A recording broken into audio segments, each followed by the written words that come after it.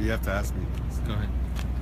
Hey Joe, we're over here, day 3, trying to retrieve your bike, but we're also down here and we're seeing all the media and everybody.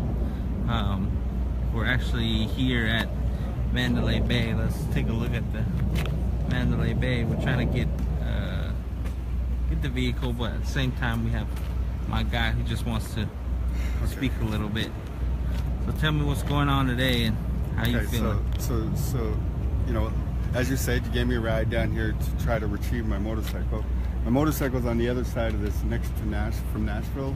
On the other side of that, there's a parking lot where staff and tour buses have a designated parking area. That's where my motorcycle is parked. So we have tape all around this whole area, crime scene tape.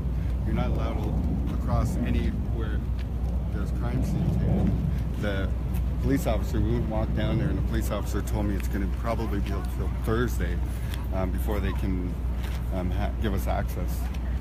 So walking through here, I noticed there's all kinds of news teams. Like, you have KTLA, you have NBC, ABC, Fox. You have all these news channels here with all their equipment and all their material and stuff.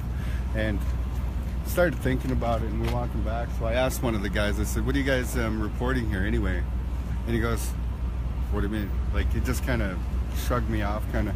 And I said, well, everything is done, everything is over, the event already happened. What are you guys reporting? Like, why is everybody here? And he said, well, he goes, there's still news coming in, like new stuff. He goes, and Trump's coming tomorrow, so we gotta get ready. And I'm like, oh. So we walk in and I'm thinking about it, I'm like, kind of pissed off. These news media, this massive media over here and everywhere, they follow that guy around like he's God or something, like he's the God of information. He's an idiot. We all know he's an idiot. He reacts quickly to crisis situation when people are dying, and when people are dealing with real crisis, he'll react based on a political statement, his political stance, and he'll send out a tweet or whatever, and it's idiocy. Yet these people, including CNN and all of them, they follow on that guy's every word. They give him 24/7 coverage, and all he does is prove what an idiot he is, time and time again. He doesn't give a shit about anybody that dies around here. All he cares about is his profile, his image, and how people react to him. That's all he gives a shit about. And this media,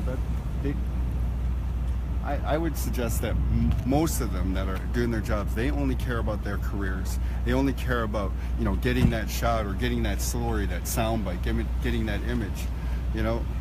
And I find it inhumane and ridiculous, and proof that this whole system that has been built, that's been built by a capitalist society. And I'm not against capitalism in the sense of, you know, working hard and trying to get, you know, paid and get what you need to for security for family. I'm for all those obvious things. What I'm against is people forgetting who they are as human beings in order to make something for themselves. It's like your priorities are all messed up. You're all twisted. It's all twisted priorities, you know, and you'll use it as an excuse, saying, well, we have to pay our bills, we have to take care of our family, and this and that. It's like professional athletes that hold out and they say, well, we got to take care of our family. Motherfucker, you make millions and millions and millions of dollars, and you came from nothing, some of you. And you're sitting there pretending that this is for your family. You don't need a 20-story fucking mansion with 20 rooms. You don't need that crap. There's people that are freaking homeless in the streets. And I know that it's not our responsibility to take care of all the homeless people in the world and all that stuff. I'm not stupid. But there's no reason why we can't, as human beings, when you have extra, put your freaking resources toward helping people. There's mental health issues that are huge out here. The whole reason why we're here is because that shooter, if there was one of them or two of them, it doesn't matter. People still died. Shooters, whatever.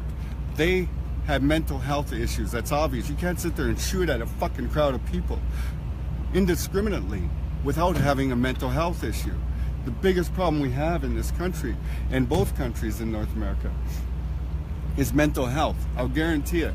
You have so many homeless people in every freaking city you go to that are wandering, and a lot of them are homeless because of mental health issues, because they felt like they didn't belong or they didn't care, and they can't deal with the society that they live in, and all the unfairness, all the inequities, and all of this stuff, the lack of justice, everything that is obvious. But we'll sit there and gloss it over and go on with our day. And these people, they perpetuate that. They perpetuate all of what is wrong with this society, of glorifying certain things that should not be glorified, instead of actually using their time and their energy and all of that stuff. I mean, there's probably people that carry stress with them from their jobs because they feel like they have to do this to get ahead, to raise their profile or whatever. And meanwhile, their child is at home being neglected because, you know, daddy or mommy has an important job to do. When you say you have an important job to do in front of your kids and you're not spending the proper time with those kids, then you're saying to that kid that your job is more important to them. You know, and they grow up with those kinds of things without anybody talking to them. And I'm not suggesting that, you know, kids in America or wherever are going to grow up and become shooters like that guy. I'm not suggesting that. I'm just saying it doesn't help. It doesn't help our society and our place when you're perpetuating problems that are obvious, when you're ignoring them and you're brushing those problems over just so you can get a story. You know, just so you can raise your profile and raise the profitability of your company or your organization, your institution, whatever you want to call it, your politics. You know, freaking use your brain, think and feel from your heart, and actually do something that might help. Imagine if all these people and all these millionaires put their resources together to develop a privately funded mental health institution that didn't cost fucking money, or had a percentage that they put their money into. They could still live comfortably. You could still buy your freaking 3 or 4 cars that you need. You don't need 60 fucking sports cars as a human being, as a person. You don't need a 20-floor mansion. You don't need that shit. When all this crap is going on and you're sitting there saying you're going to pray for the families, you're going to do this, you're going to do that, it's a day for you. You do it for a day, and then you move on to your next event or your next thing. You know, I just wish people would think and be sincere and be genuine when you're reporting something or saying something. Anyway, that's all I got to say right now. I'm just kind of, this part of the emotion. I talked about emotion on my Facebook, and, you know, going through all this emotion of overwhelming sadness and stuff. And then I come through here, now anger is hitting, you know, getting stuff. So I just want to end it right now. And just, you know, I got to. Right. Thanks, Joe. Yeah, we're just here looking at this, thinking and speaking and talking, and, you know, people deal with this in the ways that need to. Thanks. Later.